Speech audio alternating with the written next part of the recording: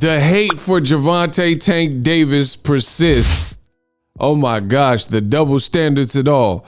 Leave it to your boy Ego to break it down. What up, Fight World? It's your boy Ego, and I'm back with some more boxing. I need y'all to throw a like.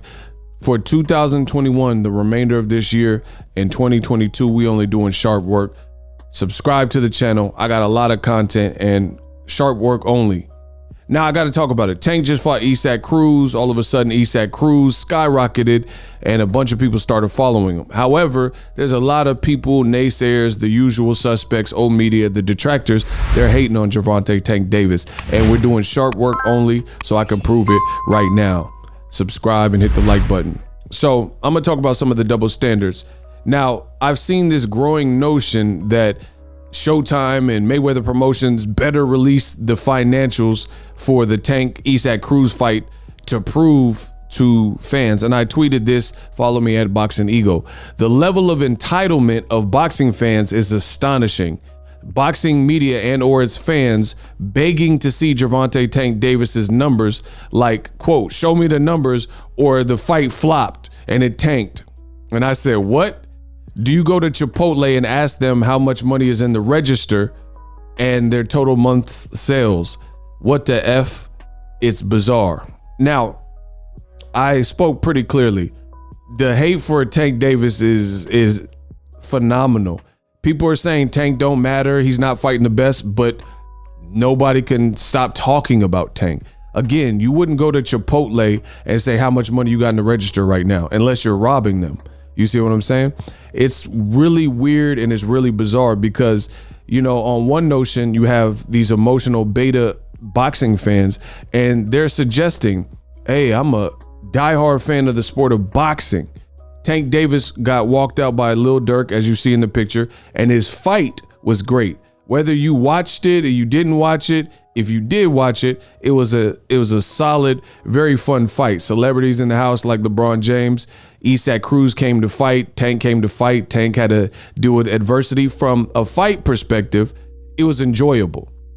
But now, the same people who frequently say, oh, you know, Tank got to do this and he's not fighting the best and the best, it's about the best versus the best. They're not even talking about the quality of the event, the quality of the fight. Was it a good fight? They're talking about something else, and that's what haters typically do. When they say Tank can't sell, when they say Tank doesn't deserve to be on pay-per-view, when they say Tank's not a big star, and then you see the star power he brings out from the Lil Waynes, to the Drakes, the LeBrons, the OBJs, etc. Now they got to shift to something else, and now they're suggesting this Sunday fight on Showtime, show me the numbers, you know, Jerry Maguire, show me the money or it flopped. First of all, like I said, this sense of entitlement from boxing fans is extremely bizarre. 1 minute it's about the quality and the best versus the best. Now people are overshooting. I don't know what the numbers did. I don't care. I make my own money. I get my own bread. And I suggest everybody, instead of pocket watching, worry about yours, you and your family, you and your inner circle, etc. Very weird that people have made the talking point if Tank Davis flopped or not. I don't know. I don't know if it was a failure. I don't know if it was a success. All I know is I paid for it.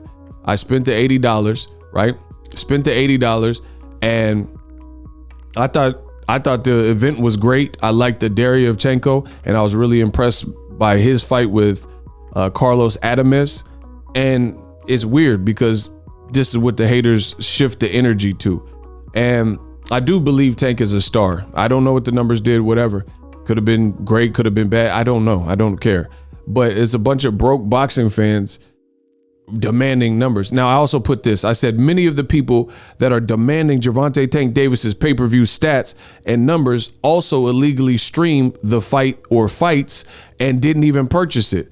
So you're too broke or cheap to pay $80 for the fight, but then you're also complaining that Showtime and Mayweather Promotions will not release the financials to you as if you're a shareholder. LOL. Again, this is weird. This is not my culture of boxing. The culture that people are trying to turn this into, this is not my culture of boxing. This was not what boxing is about. Like, Ray Robinson is one of the GOATs. You know, some people would say he's the greatest of all time. I don't know what type of purses he was getting. I know he's a badass dude. That's it. You know what I'm saying? One of my favorite fighters is Roy Jones. I don't know what purses and splits and, you know, all these things he was getting, but I know he can scrap. You know, I know Roy Jones is that dude. And people are getting so far away from what boxing really should be about. And Tank, he's not even really saying nothing. Like, Tank was just humble. He said a star was born tonight. He said Cruz did his thing, and people seem like they're entertained with the event. But again, they're looking for new double standards to hate on Tank with. Now, speaking of double standards, only I can do it and be the voice of reason for boxing. I also posted this. Follow me on Instagram. I said the double standards persist while boxing fans demand the financials from Tank Davis's fight. Let's not forget. See, y'all quick to forget. I'm like Roy Jones. Hey, didn't I just say y'all must have forgot. Let's not forget. Teofimo Lopez fought a week before Gervonta Davis and Devin Haney, and he got whooped.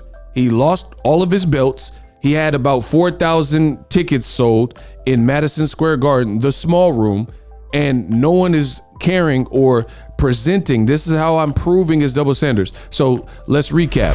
Teofimo fought a week before Tank Davis. He's a lightweight. He's a lightweight that y'all give credit for because he fought Lomachenko, another guy you praised. So Teofimo is what old media calls an accomplished lightweight.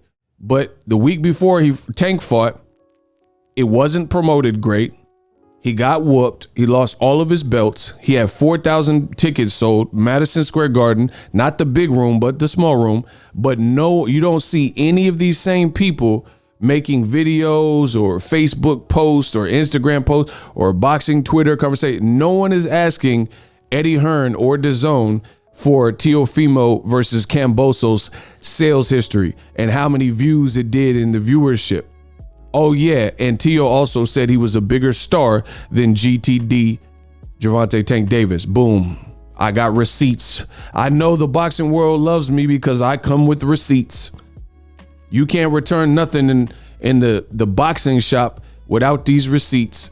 So boom, November 11th last year, 2020, at the end, Teofimo Lopez warns Gervonta Davis not to overprice himself. You are not Floyd Mayweather. I'm the A side, said Teofimo Lopez, right? Teofimo Lopez says, I'm the A side, in case you need another source, not Gervonta Davis. Teofimo insists that he would be the bigger star against Gervonta Tank Davis. So again, if people want to know all the financials and that's your lane, you're just like, I need to know how good. I want to see who the true star is. How come nobody's saying this to Teofimo, who lost and got whooped, lost all his belts, claimed he was bigger than Gervonta Tank Davis? They're only doing this to Floyd Mayweather's fighter, Mayweather Promotion, Leonard Ellerby's fighter, Gervonta Tank Davis, a black fighter. Okay. Again, this is weird. So if we're talking numbers, let's talk numbers. And I see on boxing Twitter is a very cynical and toxic place when it comes to boxing, right? You have people running polls trying to hate indirectly, like, oh, are you going to get the Tank Davis fight? And I said this, finally, boxing Twitter is a dumb place. You have people who frequently run these polls to indirectly solicit negativity because they know their fan base is like-minded casual fans with similar biased views. That's the name of the game. Let's run a poll, and I know my fan base, they think like me, and they're ignorant like me and like-minded. So I can't wait to see these poll results. And then I said, and the poll results are supposed to mean something.